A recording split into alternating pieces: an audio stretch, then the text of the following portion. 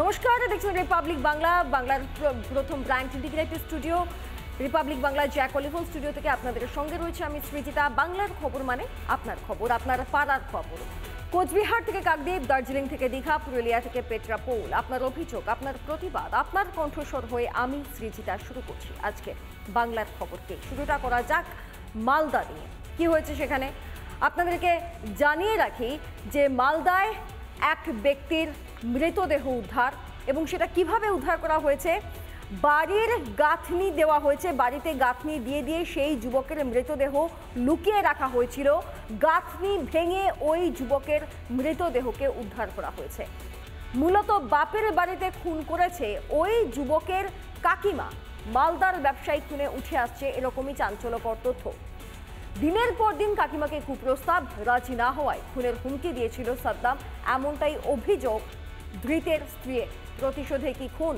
যদিও পাল্টা কাকা কাকিমার বিরুদ্ধে কোটি কোটি টাকা তছরূপের অভিযোগ সাদ্দামের দাদার।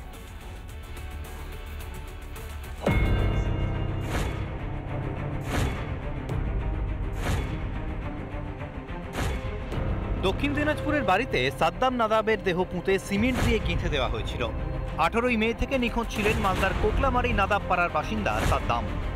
পেশায় শ্রমিকের ঠিকাদার ওই যুবকের খোঁজ পেতে তপনে হানা দেয় ইংরেজবাজার থানার পুলিশ।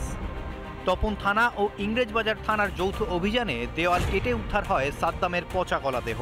তার বাংকার ভেঙে কিন্তু তাকে বের করেছে। কি করে এখানে তাকে ঢোকালো? ভেতরে ঘর রয়েছে, ঘরের মধ্যে কিন্তু বাংকার রয়েছে। এই যে ছাদ, এখানে ইতিমধ্যে গ্লাভস পরে রয়েছে, এখানে রক্তের যে দাগগুলো সেগুলো স্পষ্ট বোঝা যাচ্ছে। এইখানেই তাকে প্রথমে পলিথিন জড়ানো অবস্থায় ছিল, আর সেখানে এখানে নিয়ে আসা হয় এবং যে দাগ সেটা কিন্তু স্পষ্ট। এইখান থেকে বের করে তাকে এখানে রাখা হয়। পুলিশের বারবার জেরায় যুবককে খুনের কথা কার্যত স্বীকার করে নেন নিহতের কাকিমা। আপনার সাথে কতদিনের সম্পর্ক ছিল? আমার সাথে কোনো সম্পর্ক ছিল না, আমাকে ব্ল্যাকমেল করতো। কিভাবে ব্ল্যাকমেল করতো? আমি সুইসাইড করবো, তোমার হাজবেন্ডকে মেরে ফেলবো, বাচ্চাকে মেরে ফেলবো, এগুলো সবসময় বলতো, ভয় দেখার। আপনি কি করেছেন? মেরে দিয়েছেন? আমার হাজবেন্ডকে মেরে ফেলছে, অনেক কিছু করেছিল। একটা মেয়েকে ফিজিক্যালি যত রকম ভাবে অ্যাকিউজ করে যায় সব কিছু করেছিল। স্ত্রীর সুরে সুর মিলিয়েই সাদ্দামের চরিত্র নিয়ে প্রশ্ন তুলেছেন কাকা। অত্যাচার করতো, বাড়িতে থাকতাম না, বলতো এখানে চলো ওখানে চলো, আমার সঙ্গে বিয়ে করতে হবে, আমার সঙ্গে পালিয়ে যেতে হবে। কিন্তু আমার বউ তো সেই রকম নয়।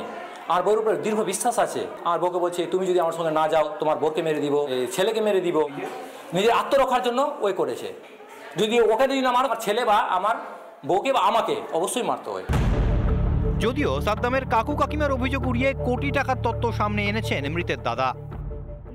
1.5 কোটি টাকা আছে, আর 25 লাখ টাকা আমার ভাই নিয়ে এসেছিল 18 তারিখে। 1.5 কোটি টাকা মেরে নিয়েছে। তো জমি জায়গার হিসাব সবকিছু ওর কাছে ছিল, সাইডেরও হিসাব ওর কাছে ছিল। 1.5 কোটি টাকা আছে আমার ভাইয়ের ওর কাছে।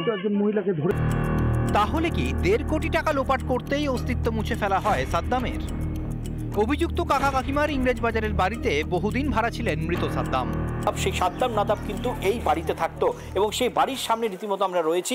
এইটি কৃষ্ণপল্লী বাবুজিপাড়া কলোনি এলাকায়, এবং এই এলাকাতেই যার বাড়ি রহমান নাদাব, তিনি তার সম্পর্কে সাদ্দাম নাদাবের কাকু হলেন, এবং তার বাড়িতেই কিন্তু বিগত 2 বছর ধরে থাকতো এই সাদ্দাম নাদাব। টাকা নাকি সাদ্দামের চরিত্রের দোষে তাকে খুন করেন কাকিমা মৌমিতা।